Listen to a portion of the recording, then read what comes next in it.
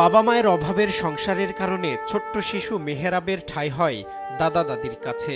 কিন্তু এই পরিবারেও চলে আর্থিক সংকট। দাদা কোনো রকম মাছ ধরে সংসার চালালেও জাটকা মাছ ধরায় নিষেধাজ্ঞা থাকায় নির্বিকার হয়ে পড়েছে পরিবারটি।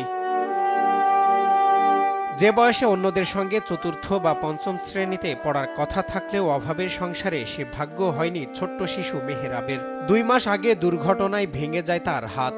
চিকিৎসকরা অপারেশনের পরামর্শ দিলেও অভাবের কারণে আর চিকিৎসা চালিয়ে যেতে পারেনি পরিবার। মানুষের কাছে চাইছি যে প্রায় 40,000 টাকা মতন খরচা করছি, এখন তার অপারেশন করতে পারতেছি না, অপারেশন করতে প্রায় আরো 40,000 টাকা লাগবে। ভাঙা হাত নিয়েই দিন কাটছে মেহেরাবের। ধীরে ধীরে পঙ্গুত্বর দিকে এগিয়ে যাচ্ছে সে।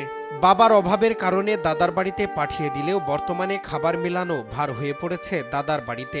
কতদিন আগে গরম ভাত খেয়েছে মেহেরাবের তাও জানা নেই।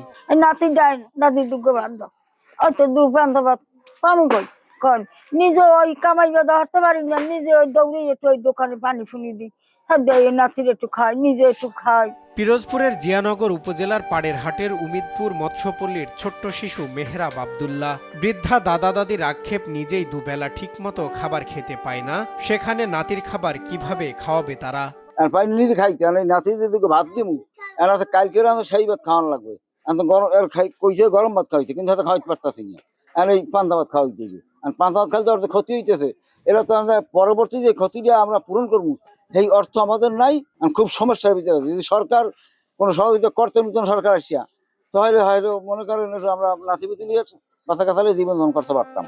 স্থানীয়রা জানান, একদিকে অভাবের সংসার, অন্যদিকে ঘোষিত জাটকা মাছ ধরায় নিষেধাজ্ঞা থাকায় পরিবারটির খাবার জোগাড় করা কষ্ট হয়ে পড়েছে।